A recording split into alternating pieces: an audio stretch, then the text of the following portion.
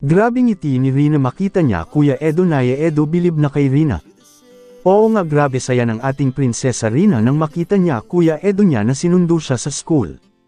At talagang makikita natin na sabik siya sa bonding nila ni Kuya Edo niya. Na dati ay lagi niya itong nakakasama sa vlog, kaya noong tinanong siya ni Kuya Edo niya kung ano ang kanyang naramdaman na nagkasama sila uli sa vlog, ay talagang sagot niya ay masaya siya, at noong tanungin uli siya ni Kuya Edo niya kung ano ang namimiss ni Rina sa kanilang bonding ay ang pagtulong daw. Grabe ang ating prinsesa, talagang gustong maging kalingap partners na siya. Pero sabi nga ni Kuya Edo niya ay hindi pa siya pwede magkalingap partners dahil sa kalingap angel pa siya.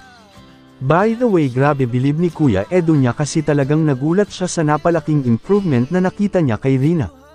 Ibang-iba na daw talaga si Rina ngayon kaysa noong unang nakita niya ito. Dati daw inaasikaso pa niya ito, sinusinubuan pa nga, at kapag kinakausap ay halos di ito kumikibo na walang kang marinig na maayos na sagot.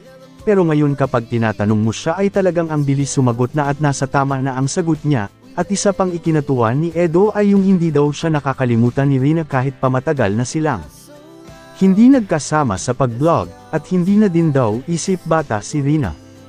Wish ko lang sana hindi lang ito ang last na pagsasama niyong dalawa, sana may kasunod pa ito dahil mas marami ang matutuwa at masaya, lalo na ang mga senior citizens na lubos na nagmamahal ng Edrine.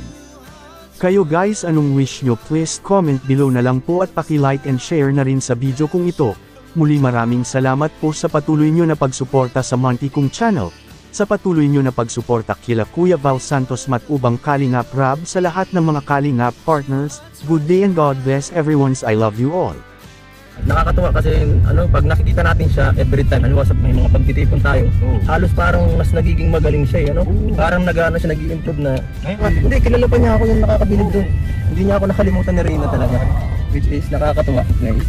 Ibig sabihin, yung tagal lang samahan namin nila Rina na talagang hindi niya nakalimutan yung pag-aasikaso sa mga pagpapacheck up kung saan sa naga, kula doktora, grabe. Ibig sabihin, parang talagang tumatak na sa isipan niya tayo. Ako, saka, siyempre, siguro kayo sa mukha lang kilala. Kilala niya Kuya Rina. Ayan po si Rina. Ay, grabe, ang ganda ng ating Rina. O, kumusta? Okay lang po. Nakasagot ka naman sa mga... Rina, anong nararamdaman mo ngayon at nagkasama ulit tayo sa sa vlog? Uy, grabe! Ang galing! Kasi ang galing mo lang kausap ah.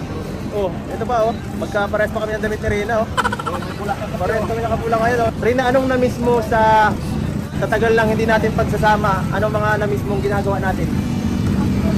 Pagtulong! Grabe! Gusto na maging kalingap guys. Gusto na ni Rina maging kalingap partner. Tinatulungan.